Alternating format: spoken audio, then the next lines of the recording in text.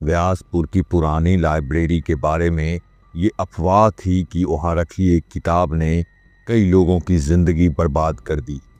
लोग कहते थे उस किताब में लिखा हर शब्द सच हो जाता है, लेकिन कीमत बहुत भारी होती है।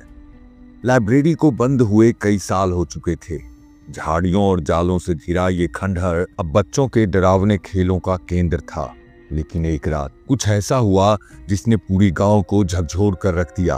मधुर, जो गांव का सबसे बेपरवाह और निडर लड़का था, दोस्तों के साथ शर्त लगाकर उस लाइब्रेरी में गया। अगर मैंने उस किताब को छू लिया और कुछ नहीं हुआ तो पूरे गांव को पता चल जाएगा कि ये सिर्फ अफवाह है। अंधेरी रात में हाथ में सिर्फ एक टिमटिमाती लालटेन लिए मधुर लाइब्रेरी के दरवाजे पर पहुंचा। दरवाजा खुद ब खुद चरमराते हुए खुला। अंदर इतनी घनी खामोशी थी कि मधुर को अपनी सांसों की आवाज भी गूंजती हुई सुनाई दे रही थी। जैसे ही उसने किताबों की धूल भरी अलमारी के पास कदम रखा, ठंडी हवा का झोंका उसकी रीढ़ तक सिहरन पैदा कर गया। भाग्य विधाता, उसने बुदबुदाते हुए किताब के नाम को पढ़ा। किताब अजीब सी चमक में नहाई हुई थी। उसने जैसे ही उसे छूने की कोशिश की, कमरे में हर जगह दीवारों से चीखने की आवाजें आने लगी। मधुर ने जैसे ही किताब का पहला पन्ना पलटा, चारों ओर रोशनी फैल गई। जब रोशनी छटी तो वो खुद को एक पुराने महल के खून से सने दरबार में खड़ा पाया। वहां एक राजा की लाश पड़ी थी और मधुर के हाथ में खून से सना हुआ खंजर था। दरबारियों ने उसे घूर कर कहा, राजा का हत्यारा यही है। मधुर ने भागने की कोशिश की, लेकिन किताब उसके हाथ से चिपक गई थी। तभी एक भूतिया आवाज गूंजी, सच को स्वीकार कर या मौत को गले लगा। मधुर ने कांपते हुए कहा, मैंने कुछ नहीं किया। लेकिन जैसे ही उसने ये बोला, उसके गले पर अदृश्य हाथों का दबाव बढ़ने लगा। घबरा कर उसने किताब के अगले पन्ने को पलटा।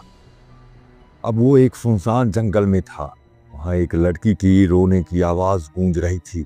मधुर ने देखा कि लड़की एक पेड़ से बंधी हुई है और उसका चेहरा आधा जला हुआ है। लड़की ने फुसफुसाकर कहा, मुझे मत देखो वरना तेरा भी यही हाल होगा। मधुर ने डरते हुए पूछा, तुम कौन हो? लड़की ने जवाब दिया, मैं एक श्रापित आत्मा हूं। मैंने एक किताब की लालच में अपने प्रेमी को धोखा दिया था। अब मैं यहां फंसी हूं। अगर तूने मुझे बचाया तो तुझे भी श्राप का सामना करना पड़ेगा। मधुर ने हिम्मत जुटाई और लड़की को पेड़ से छुड़ाने लगा। तभी उसके चारों ओर से काली परछाइयां प्रकट होने लगी। वो किसी तरह जान बचाकर भागा और किताब का अगला पन्ना पलटा। अब मधुर एक अंधेरी भूल भुलैया में था। हर रास्ता उसे वहीं वापस ले आता था। उसे भूख और प्यास सताने लगी। दीवारों से खून टपक रहा था और हर कोने से किसी के गुनगुनाने की डरावनी आवाज आ रही थी। तभी किताब के पन्ने से वही ऋषि प्रकट हुए, लेकिन इस बार उनका चेहरा विकृत और भयावह था। उन्होंने कहा, तूने किताब को जगाया है, अब तू इसका गुलाम है। मधुर ने डरते हुए कहा, मुझे माफ कर दो, मैं नहीं जानता। ऋषि हंसे और बोले, माफी? ये किताब माफी नहीं, बलिदान मांगती है। अगर तू इससे छुटकारा पाना चाहता है तो तुझे अपनी सबसे प्रिय चीज देनी होगी। मधुर ने सोचा, उसकी सबसे प्रिय चीज क्या थी? उसकी माँ। लेकिन वो अपनी माँ को खोने के बारे में सोच भी नहीं सकता था। तभी उसने महसूस किया कि उसकी सबसे बड़ी कमजोरी उसका लालच और घमंड है। उसने जोर से कहा, मैं अपनी इच्छाओं और अहंकार को त्यागता हूँ, मुझे किताब की जरूरत नहीं।